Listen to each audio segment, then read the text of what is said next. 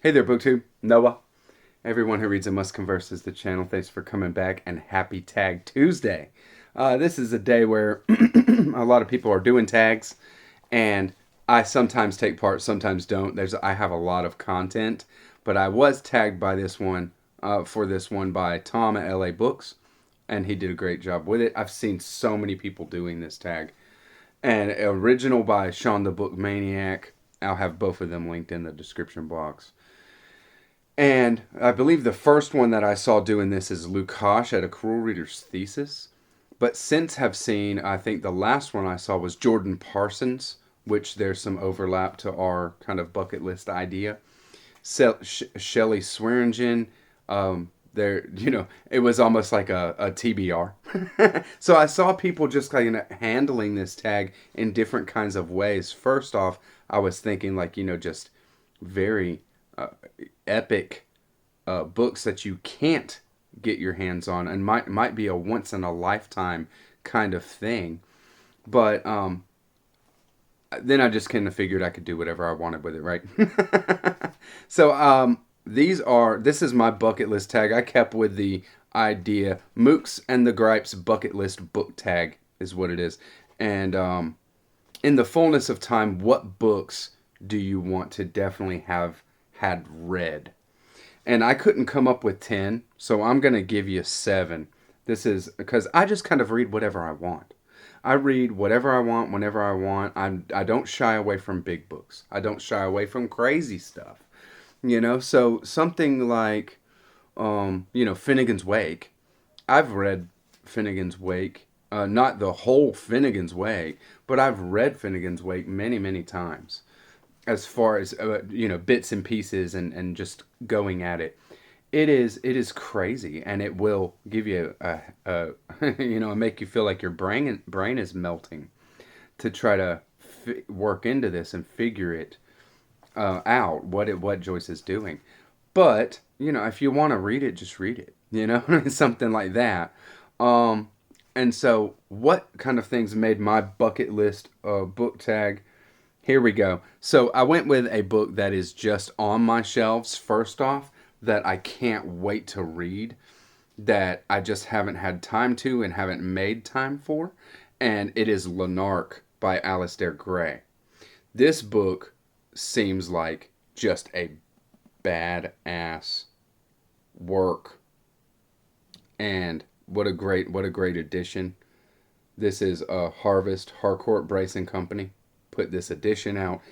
There are illustrations to this at the beginning of each part. There's 4 parts, but it's not part 1, 2, 3, and 4. It's like part 3, 1, 2, 4 or something. And so part 1 is like the second part. And I don't really know the significance of that. You're not going to know until you read it, I'm sure. It starts off with book 3, but it just seems like a phantasmagorical romp, and through Scotland, I believe. I think it's a Scottish. On the back, it kind of says it's a Scottish Ulysses or something like that. So I'm down for it. Number 2, the second one I came up with is the Voynich Manuscript. I would love to go through the Voynich Manuscript.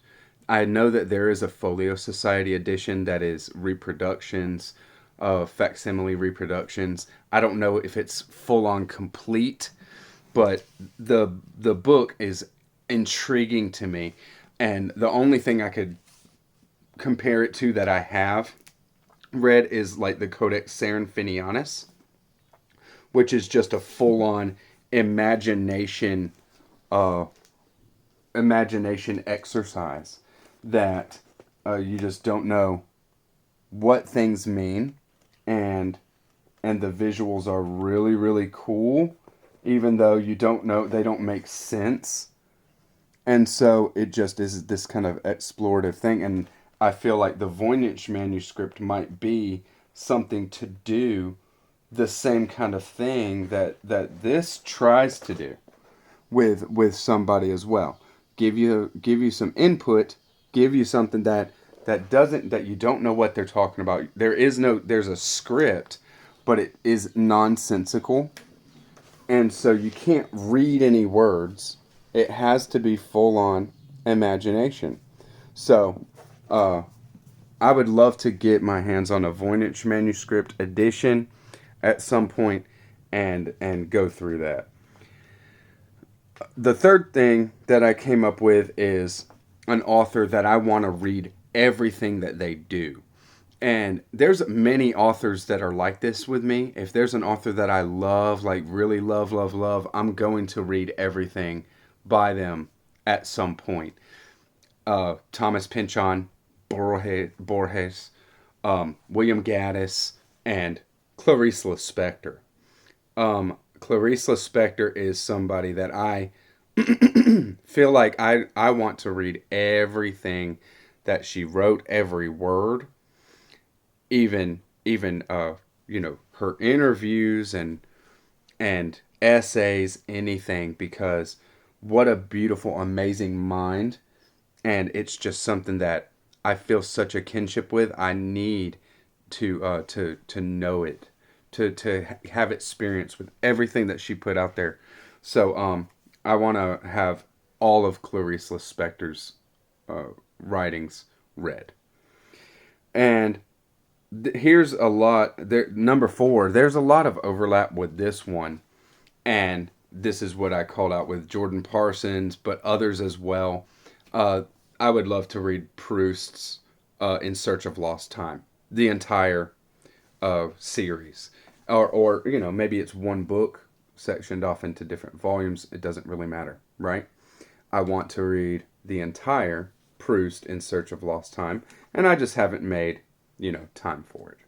Is what it comes down to, because I was reading big books this whole year. If I wanted to, I could have focused on Proust for, half the year and read all of In Search of Lost Time. So it's just making it a priority.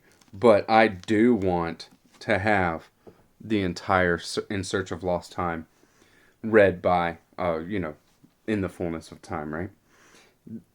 After that one, 5, I believe number 5 here, is I would love to go and in some way be able to put my hands on, maybe not my hands, but gloved hands, and put my eyes on the original manuscript, the original of William Blake's Jerusalem, the Emanation of the Giant Albion. This is a facsimile reproduction of that singular book, which is the only full color copy of Jerusalem, the Emanation of the Giant Albion that is in existence. It is in the Yale University Library. And if there's a book that I want to get my hands on, or at least my eyes on, at some point, that is a bucket list kind of ultimately so unique and never a once in a lifetime event, it would be Jerusalem, Emanation of the Giant Albion. I would love to see the colors, see what these kind of things look like, the texture of the book, of the leaves, So number 6 is a spiritual text that is very, very hard to get your hands on, and I don't know if there is a full English translation. It is called the Avatamsaka Sutra. This is a Buddhist sutra. It is a Mahayana sutra, and here I have it is translated as the Flower Adornment Sutra many times. And so here is chapter 39, part 1, entering the Dharma realm. So this is the first part of one chapter in the Avatamsaka Sutra. The Avatamsaka Sutra is very, very long, and it is very, very psychedelic, almost like a cosmic sci-fi spiritual text from what I gather. There is an English translation done by Thomas Cleary, but it is not complete. It's like 3 volumes, three pretty sizable volumes, and that would be a place to start. But I haven't even gotten that because what I want is a complete, you know. And if I get my hands on it, I'm gonna read it. I'm gonna read it right then. I've read chapter 39 multiple times. And chapter 39 is a complete kind of story within itself, kind of like the Bhagavad Gita is in the greater Hindu scriptures. It is part of the whole, but it is its own, thing. So I would love to get an English translation of the Avatamsaka Sutra and read that at some point.